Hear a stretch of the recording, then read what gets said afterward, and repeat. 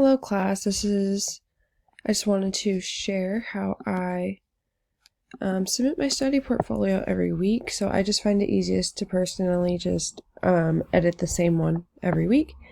And then I click on the box and I Command C, and then I just come in here into that one, and then I just title it whatever it is for the week, and then I copy and paste it into here, and I always press keep formatting.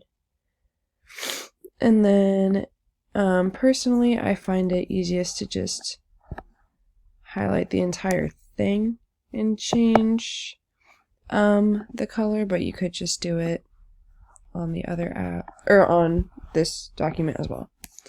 Yeah, and then I just hit submit, and that's how I submit my study portfolio.